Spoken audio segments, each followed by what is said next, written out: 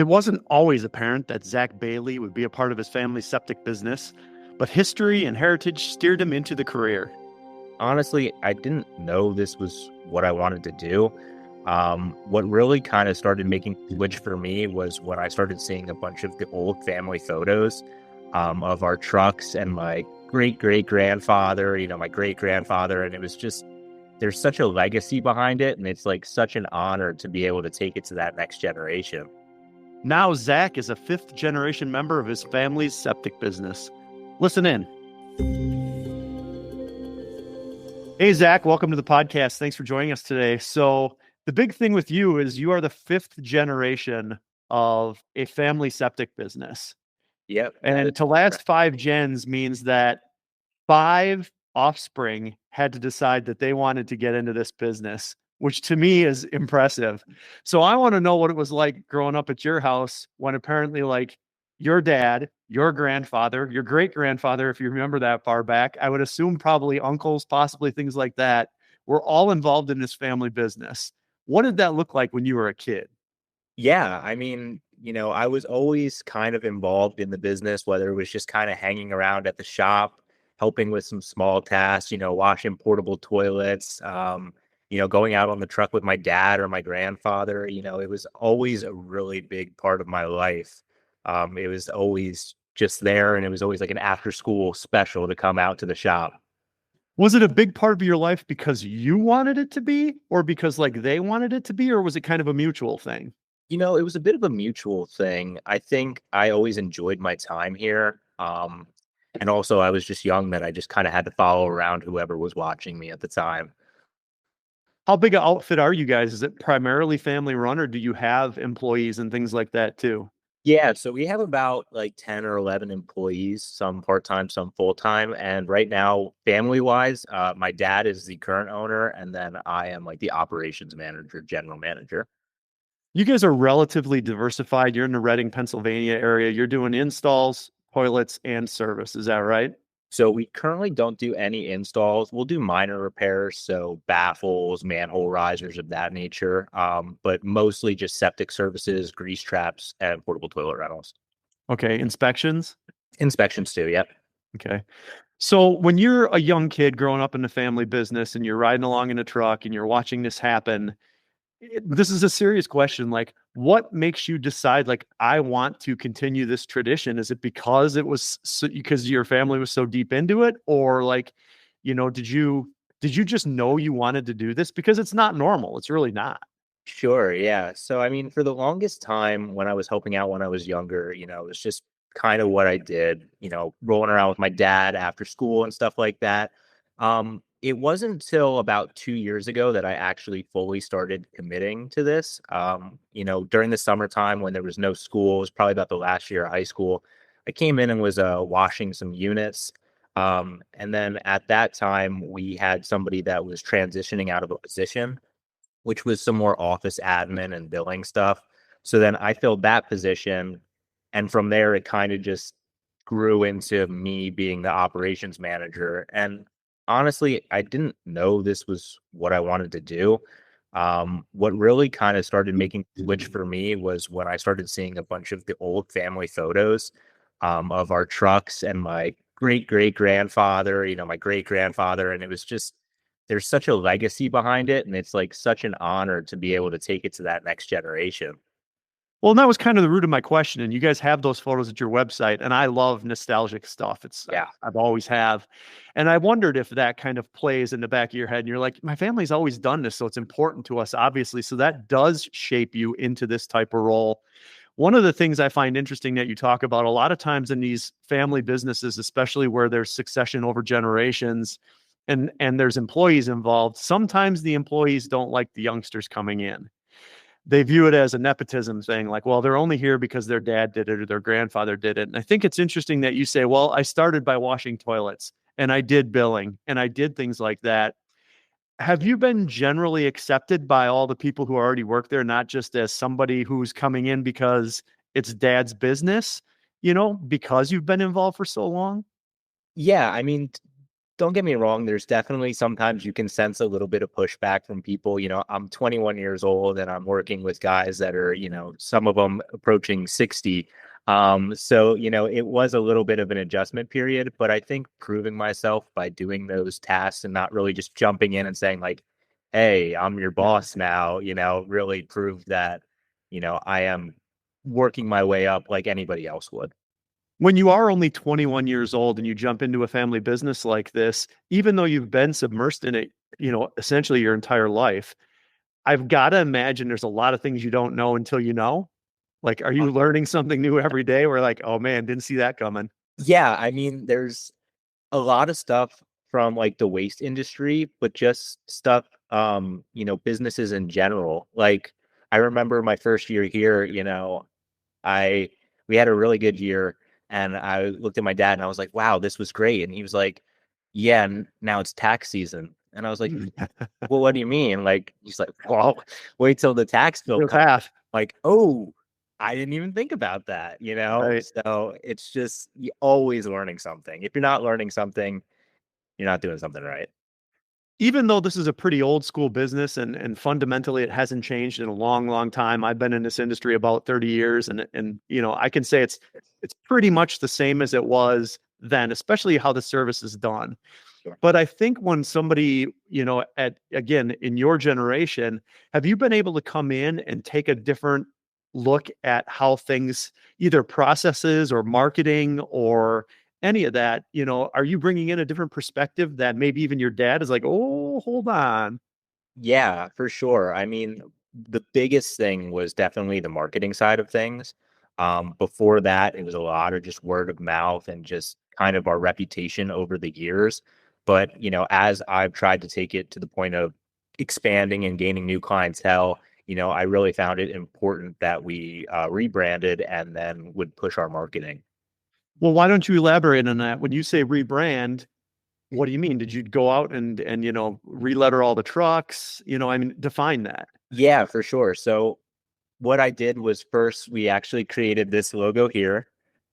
And then from that, I took that, put it on the trucks, designed a new portable toilet label, basically just taking this and deconstructing it and putting it everywhere just to have that, same visual that it's easily recognizable. Before that, it was just the word Bailey's. So you were less identifiable. You associated your brand with a logo now. Before you were just kind of a name. Yeah, before it was just a name. Now it's kind of a logo and a symbol. Sure. But the good thing is it was a name that everyone recognized because you've been doing this for so long. Right. So now you've kind of combined the experience with a brand and you did that. What else do you do coming in other than rebranding, which isn't a small thing? What else have you done to kind of up the game?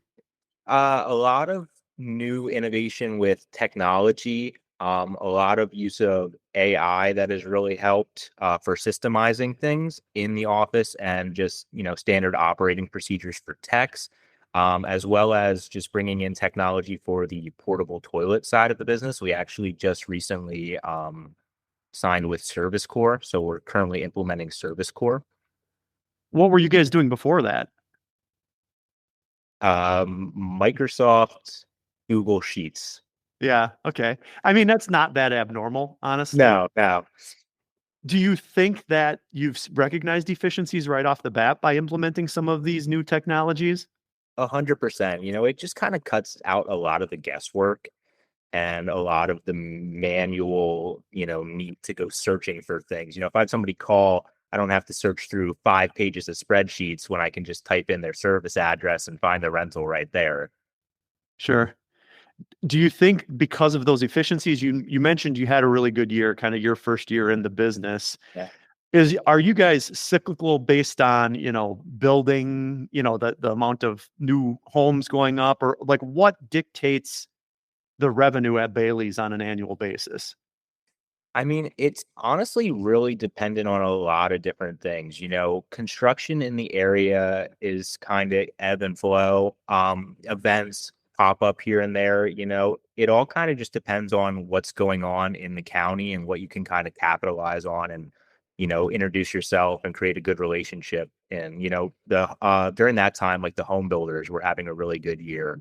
So it was a lot of builders that we were able to supply our units for. How large is your service area? So we're doing pretty much all of Berks County at this point. So it would probably be like a 30-mile radius from our shop. Okay. And that's just kind of your comfort zone, and it doesn't make sense to go further than that based on disposal, cost of operating a truck, things like that.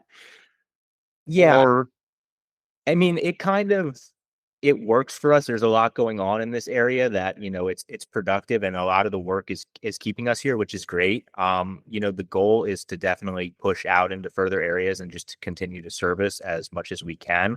But right now the work has been super, busy here in Berks County. So we're just pretty content with where we're at here.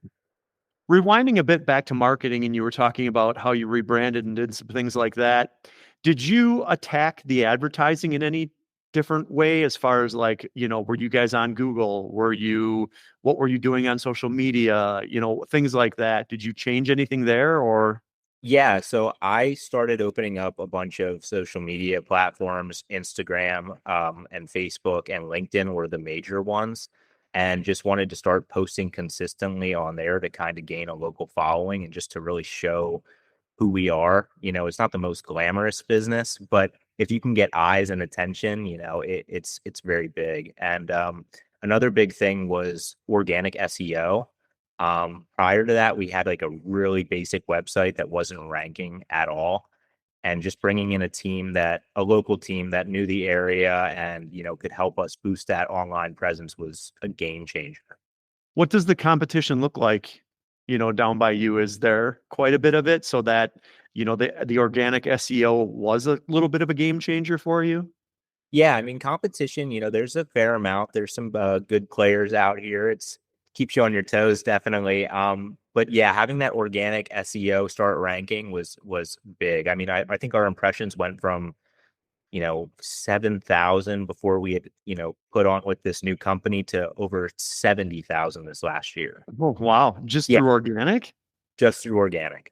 Wow. Okay. Well, that's interesting. That's super cool, honestly. Yeah, yeah.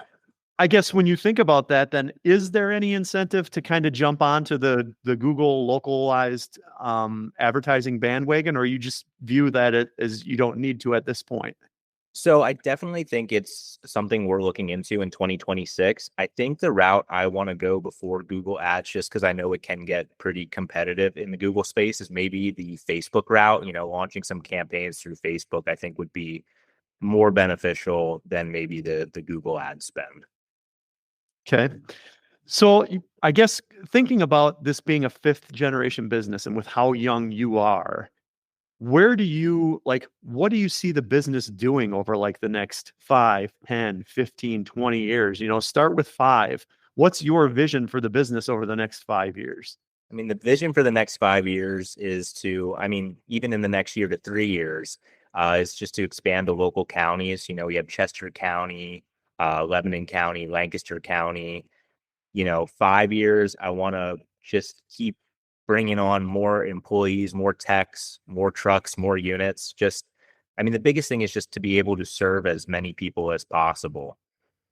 And with growth comes more responsibility and more problems. Of And, course. I'm sure you'll figure that out in the long run. But like, what are your biggest obstacles in the business right now as you sit today? Yeah, I mean, some bigger obstacles that we have here. Currently, the weather has been all ups and downs between freezing to warm to, so you have your icy driveways, and then all of a sudden it turns to mud, and and then all the other typical stuff. You have breakdowns. It's unfortunate, or sometimes disposal locations, have to close down, and you're looking for a place to get rid of the waste, and it kind of becomes ooh, what do we do? And you just got to adapt on the fly.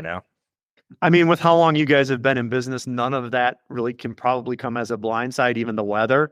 It's just a matter of adapting and overcoming, equipment failures or the weather or whatever that is.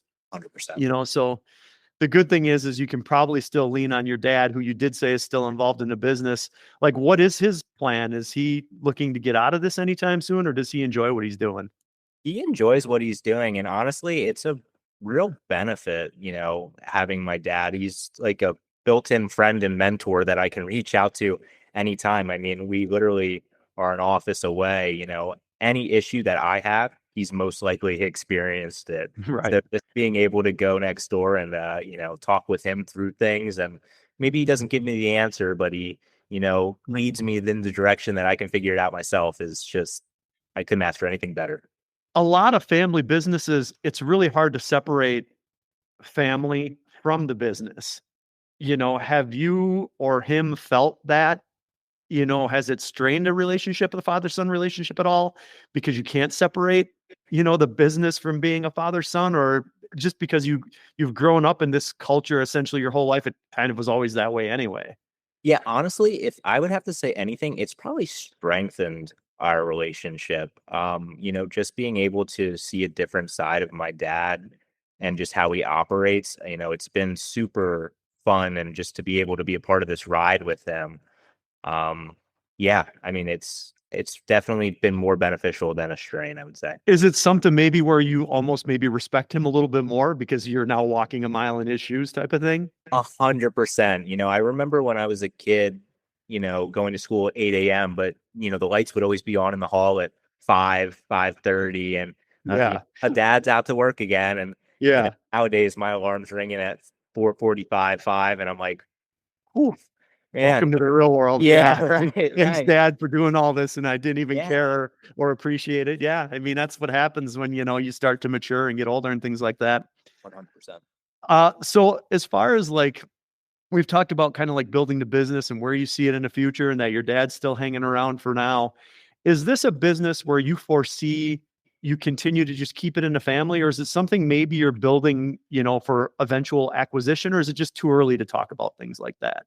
I think right now it's a little too early to talk about things like that. I think, my mindset is just expansion, and bringing on maybe some new industries, into Bailey's, and, maybe down the line acquisition. If I have a child, I'm an only child, so it's all pretty dependent on me. Um, so maybe, if it would go to the sixth generation, that would be awesome. I would agree in your case for sure. You just said something I'd like to touch on real quick. Where would you like to expand? Not geographically, but you said if we brought on some new, like, what would that be? Yeah, definitely. We're currently looking into the jetting market. We'd like to get into drain and sewer cleaning, just because, with the septic side of the business, it kind of already comes as an add-on where people will call and be like, hey, I got a blockage. And, it would just be great to be like, hey, we'll send out a jetting truck and we can get that taken care of for you. What about on your portable side? Are you strictly portables, or are you running trailers and shower units or things like that? So we currently have 2 trailers.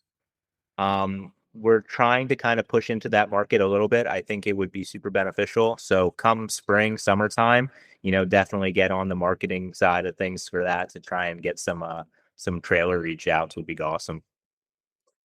Well, Zach, I appreciate your time. It's fun talking to you youngsters coming up in this. Like I said, I've been doing this 30 years, so now I probably maybe met your dad at some point. Who knows? How about it? But thanks for spending some time with us today. Hey, thanks, Jeff. Learn more about Zach and Bailey's Septic in Reading, Pennsylvania at Bailey'sSepticServices.com. Please be sure to like and subscribe to this podcast to keep up with more great content.